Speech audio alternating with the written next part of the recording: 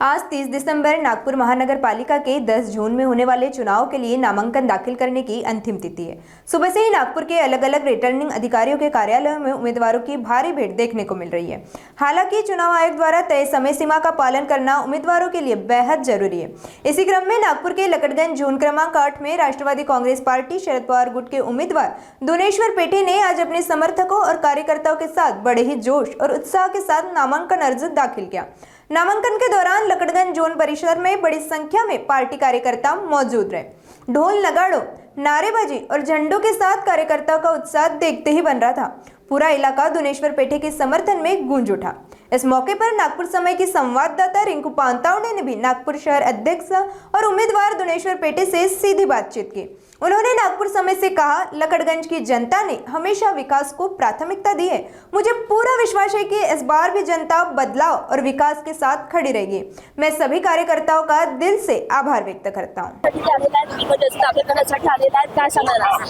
मागच्या 9 वर्षाच्या नंतर हे निवडणूक होत आहे। जनतेमध्ये अतिशय उत्साह आहे। मागच्या 15 वर्षापासून भाजपची सरकार होती, त्या भाजपच्या सरकारमध्ये निरुत्साह नागरिक झाले।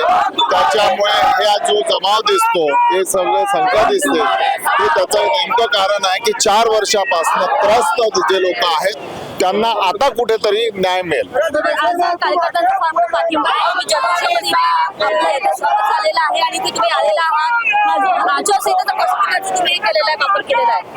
आम्ही आचारसंहितेचं सर्व पालन केलेलं आहे, परंतु जनता आणि मित्रमंडळी आपल्या स्वइच्छेने आलेली आहेत। मी कुठल्याही लोकांना आणलेलं नाही, परंतु आज मी 10 वर्षापासून 15 वर्षापासून मागच्या समाजसेवा करत आहे, त्याच्यामुळे सर्व लोक स्वयंस्फूर्तीने आले।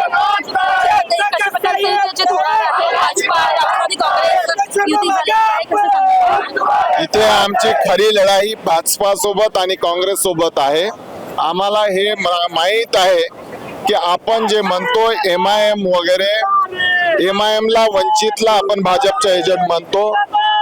मी माझं हे मत आहे की भाजपचे एजंट BSP वंचित MIM नसून काँग्रेसचे आहेत। नक्कीच तरी होते आपल्यासोबत दुनेश्वर पेठे आपले उमेदवारी अर्ज दाखल करण्यासाठी इथे आलेले आहेत आणि आपण बघू शकतो पाठीमागे की कशा प्रकारचे इथे शेकडो कार्यकर्ते इथे आहेत।